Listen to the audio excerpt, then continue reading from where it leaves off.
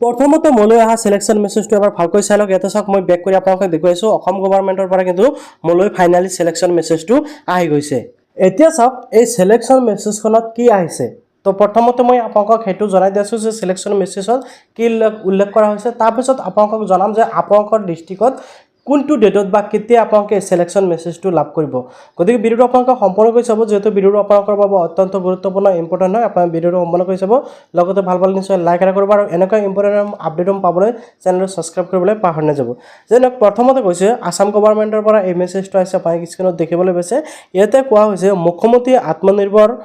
অসম অভিযান 2.0 অধীনত আৰ্থিক অনুদান লাভ কৰাৰ বাবে আপোনালৈ আন্তৰিক অভিনন্দন জ্ঞাপন কৰিছোঁ। তাৰপিছত কৈছে এই আঁচনিয়ে অসমৰ যুৱ প্ৰজন্মক নিশ্চিতভাৱে নিজৰ ভৱিষ্যত নিৰ্মাণৰ সুযোগ প্ৰদান কৰিব। আঁচনিখনৰ ফল ৰূপায়ণৰ অৰ্থে 16 ফেব্ৰুৱাৰী 2026 তাৰিখে তামুলপুৰ জিলা বৰখাটা খেলপথাৰত আয়োজিত এক অনুষ্ঠানত আপোনাক চেক যোগে এই আৰ্থিক অনুদান প্ৰদান কৰা হ'ব। অৰ্থাৎ চেক প্ৰদান কৰিব আৰু ক'ত প্ৰদান কৰিব, কোনখন ঠাইত কৰিব তাৰে ডেটটো কিন্তু উল্লেখ কৰিছে। ডেট প্লাছ কোনখন ঠাইত মানে চেকটো প্ৰদান কৰা হ'ব সেইটো উল্লেখ কৰা হৈছে। ঠিক আছে, তাৰপিছত কৈছে উক্ত অনুষ্ঠানত আপোনাৰ উপস্থিতি আন্তৰিকতাৰে কামনা কৰিলোঁ। তাৰপিছত কৈছে শ্ৰী প্ৰীতি আৰু শুভেচ্ছাৰে ডক্টৰ হিমন্ত বিশ্ব শৰ্মা মুখ্যমন্ত্ৰী অসম। তো ইয়াতে যিখন নেকি মেছেজ আহিছে বা সিলেকশন মেছেজ আহিছে সেইটো মই আপোনালোকক পঢ়ি শুনালোঁ। ইয়াতে কিন্তু কথাখিনি ধুনীয়াকৈ উল্লেখ কৰিছে যে আপুনি কোনটো ডেটত ক'ত যাব লাগিব সেই কথা উল্লেখ কৰিছে, লগতে যে আপোনাক চেক প্ৰদান কৰিব সেয়াও কিন্তু উল্লেখ কৰিছে। তো এতিয়া কথা হ'ল যে আপোনালোকে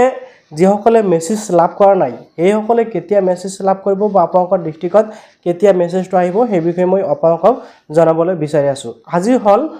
কিমান তাৰিখ? আজি হ'ল 14 তাৰিখ আৰু 16 তাৰিখে কি হ'ব এই চেকটো প্ৰদান কৰা হ'ব। অৰ্থাৎ মোলৈ যিটো মেছেজ আহিছে এই মেছেজটো আজি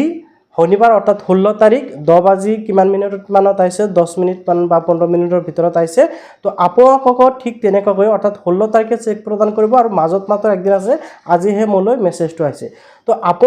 আপুনি যিটো ডিষ্ট্ৰিক্টত বসবাস কৰিছে বা আপোনাৰ যোনটো ডিষ্ট্ৰিক্ট হয় সেই ডিষ্ট্ৰিক্টত আপোনাৰ যিটো সিলেকশন মেছেজ সেই মেছেজটো এদিন আগত বা আগদিনাও আহিব পাৰে বা 2-3 দিন আগতো আহিব পাৰে। যদি আপোনালোকলৈ এতিয়ালৈকে মেছেজ হোৱা নাই আপোনালোকে ৱেইট কৰক। এতিয়া আপুনি হয়তো ভাবিব পাৰে যে আপোনালোকৰ ডিষ্ট্ৰিক্টত কোনটো ডেটত মেছেজ আহিব, যেহেতু আপোনালোকে জানিব লাগিব। অৰ্থাৎ আপোনালোকৰ ডিষ্ট্ৰিক্টত কোনটো ডেটত চেকটো প্ৰদান কৰিব সেই বিষয়লৈ কিন্তু ইতিমধ্যে মই এখন ভিডিঅ' বনাই ৰাখিছোঁ। অৰ্থাৎ কোন ডিষ্ট্ৰিক্টত কোনটো ডেটত চেক প্ৰদান কৰিব, কোন ঠাইত কৰিব, কোন সময়ত কৰিব সেই বিষয়লৈ মই অলৰেডি ভিডিঅ' বনাই ৰাখিছোঁ। গতিকে আপোনালোকে সেই ভিডিঅ'টো এই ভিডিঅ'টোৰ ডিছক্ৰিপশ্যনত পাই যাব। তাৰ পৰা আপোনালোকে জানিব পাৰিব যে আপোনালোকৰ ডিষ্ট্ৰিক্টত কোনটো ডেটত চেক প্ৰদান কৰা হ'ব আৰু কেতিয়া প্ৰদান কৰিব। সেই অনুযায়ী আপোনালৈ মেছেজ বা যি কল সেই কল আহিছে নাই বা সিলেকশন মেছেজটো কেতিয়া আহিব সেই আপোনালোকে বুজি পাব। এতিয়া আহি গ'ল যে আপোনালোকে যিসকল সিলেকশন হৈছে সেইসকলে কেনেকৈ এডমিট কাৰ্ড ডাউনলোডিং কৰিব বা এডমিট কাৰ্ড ডাউনলোডিং কৰিব পাৰিনে। তো এতিয়া কথা হ'ল চাওক ফ্ৰেণ্ডসকল, যেতিয়া নেকি ইণ্টাৰভিউ হৈছিল আপোনালোকে সকলোৱে জানে, যেতিয়া নেকি ফাৰ্ষ্ট টাইম ইণ্টাৰভিউ হ'ল, ইণ্টাৰভিউৰ সময়ত ইণ্টাৰভিউ এটা শ্বেডিউল কৰিছিল আৰু সেই শ্বেডিউলত এটা এডমিটো দিছিল, মানে এডমিট এটা প্ৰিণ্ট কৰিবলৈ অপশ্যন আহিছিল। সেই এডমিট কাৰ্ডটো প্ৰিণ্ট কৰি লৈ গৈ আপোনালোকে সেই শ্বেডিউল হিচাপে গৈ বা সময় ডেট তাৰিখ অনুযায়ী আপোনালোকে গৈ ইণ্টাৰভিউ দিব লাগিছিল। কিন্তু এইবাৰ কিন্তু কোনো ধৰণৰ অৰ্থাৎ যিটো নেকি সিলেকশন হৈছে এই সিলেকশনত কিন্তু কোনো ধৰণৰ আপোনালোকক এডমিট দিয়া নাই বা আপোনালোকে এডমিট ডাউনলোডিঙো কৰিব নোৱাৰে। তো আপোনালোকে ডাইৰেক্ট আপোনালোকৰ যিটো নেকি নাম্বাৰ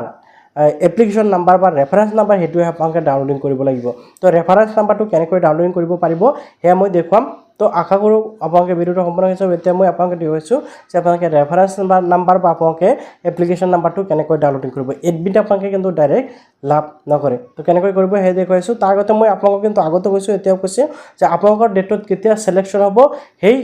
ডেটটো অনুযায়ী আপোনালোকৰ ফোন বা মেছেজ আহি যাব। গতিকে আপোনালোকে আগৰ ভিডিঅ'টো চালে যে কোনটো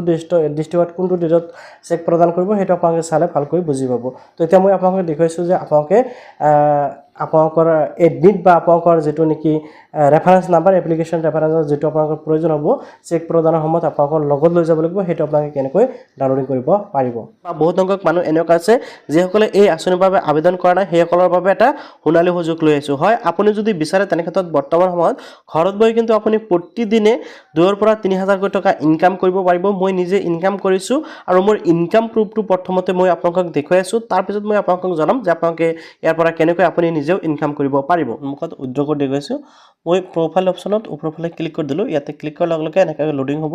এতিয়া চাওক ৱালেট বেলেঞ্চ যিটো অপশ্যন আছে ইয়াতে টিক লগাই দিয়াৰ লগে লগে আপোনাৰ কিমান টকা বেলেঞ্চ জমা হৈ আছে সেইটো ইয়াতে শ্ব' কৰিব মোৰ ইয়াতে ৪৪,০০০ টকা ৪৪,০৫০ টকা জমা হৈ আছে ঠিক আছে এতিয়া জাষ্ট মই উইথড্ৰ কৰাৰ বাবে যিটো উইথড্ৰ মানি অপশ্যন আছে ইয়াতে ক্লিক কৰিব লাগিব ফাৰ্ষ্ট টাইম আপোনালোকে যেতিয়া উইথড্ৰ কৰিব তেতিয়া কিন্তু আপোনালোকৰ বেংক ডিটেইলছ দিব লাগিব মোৰ কিন্তু অলৰেডি ইয়াতে বেংক ডিটেইলছ দিয়া আছে মই জাষ্ট ইয়াতে কি কৰিম উইথড্ৰ কৰিম আৰু উইথড্ৰ কৰাৰ বাবে তলত যিটো অপশ্যন আছে উইথড্ৰ মই উইথড্ৰ অপশ্যনত ক্লিক কৰি দিম ইয়াতে এমাউণ্টটো বহাব লাগিব যে আপোনালোকে কিমান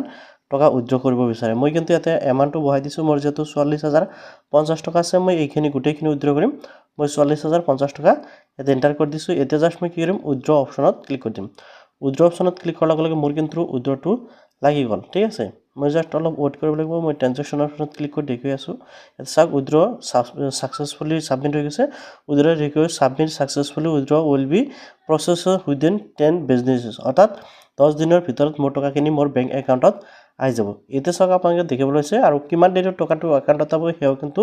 শ্ব' কৰিছে অৰ্থাৎ 16 ফেব্ৰুৱাৰীৰ ভিতৰত মোৰ একাউণ্টত টকাটো আহি যাব ওকে তো এনেকৈ আপোনালোকে ইজিলি দেখিবলৈ পাইছে আৰু ইয়াৰ পৰা কিন্তু মোৰ বেলেঞ্চৰ পৰা টকাখিনি কাট খাই গৈছে আপুনিও যদি মোৰ নিচিনাকৈ প্ৰতি মাহত 20,000 পৰা 30,000 টকা ইনকাম কৰিব বিচাৰে তেনেক্ষেত্ৰত আপোনালোকে কেনেকৈ এপটোৰ পৰা ইনকাম কৰিব সেই বিষয়ে মই ইতিমধ্যে এটা ভিডিঅ' বনাই ৰাখিছোঁ আৰু সেই ভিডিঅ'ৰ লিংক মই এই ভিডিঅ'ৰ ডিছক্ৰিপশ্যনত দি ৰাখিছোঁ আপোনালোকে তাৰ পৰা ভিডিঅ' চাই ইয়াৰ পৰা ইনকাম কৰা আৰম্ভ কৰিব পাৰে যেই নহওক কিয় মই আপোনালোকক এতিয়া দেখুৱাইছোঁ যে আপোনালোকে এপ্লিকেশ্যন নাম্বাৰ বা এডমিট কাৰ্ড যিয়ে নাভাবক কিয় আপোনালোকে সেয়া কেনেকৈ ডাউনলোডিং কৰিব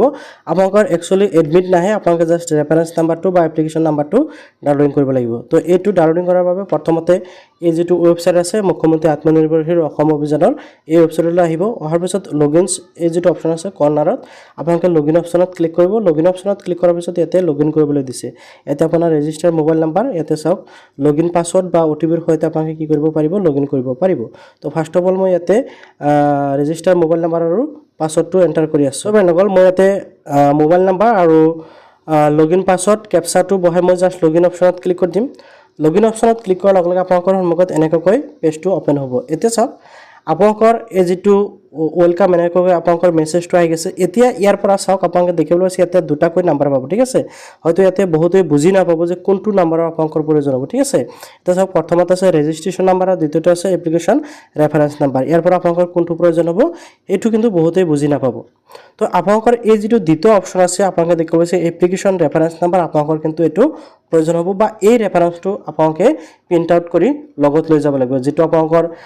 অপশ্যন আছে য'ত নেকি আপোনালোকক কৈছে যে ডকুমেণ্টছসমূহৰ লগতে আপোনালোকৰ এপ্লিকেশ্যন ৰেফাৰেঞ্চ নাম্বাৰ বা CMA যিটো এপ্লিকেশ্যন ৰেফাৰেঞ্চ নাম্বাৰ সেয়া আপোনালোকে লগত লৈ যাব লাগিব এতিয়া চাওক আপোনালোকে যদি এইটো প্ৰিণ্ট আউট কৰিব বিচাৰে বা এই পেজটো প্ৰিণ্ট আউট কৰিব বিচাৰে তেনেক্ষেত্ৰত আপোনালোকে কেনেকৈ কৰিব সেয়া মই আপোনালোকক দেখুৱাইছোঁ আপোনালোকে এইটো চাইডত 3 লাইন অপশ্যন এটা দেখিবলৈ পাব কৰ্নাৰত ইয়াতে ক্লিক কৰিব ইয়াতে ক্লিক কৰাৰ পিছত কিন্তু আপোনালোকে আৰু এটা অপশ্যন পাব ইয়াতে চাওক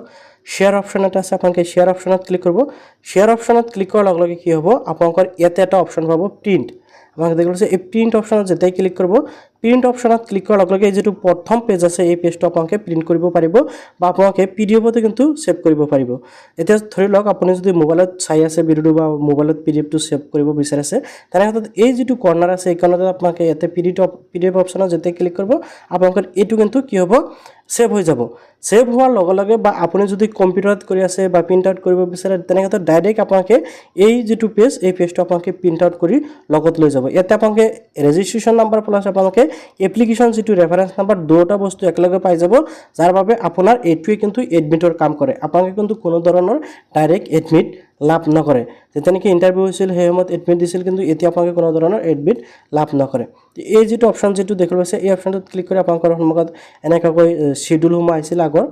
তো তাৰপিছত ইয়াতে চাওক যদি এডমিট আহিলে হ'ল তেনেক্ষেত্ৰত এই ৰেফাৰেঞ্চ নাম্বাৰৰ ওপৰত ক্লিক কৰাৰ লগে লগে তলফালে আহিলে ইয়াতে এডমিটৰ অপশ্যন আহিলেহেঁতেন আগতে যেতিয়া ইণ্টাৰভিউ হৈছিল সেই সময়ত কিন্তু তলতে এডমিট ডাউনলোডিং কৰিব পৰা অপশ্যন এটা দিছিল কিন্তু বৰ্তমান সেই অপশ্যনটো নাই গতিকে আপোনালোকে ডাইৰেক্ট এনেকৈ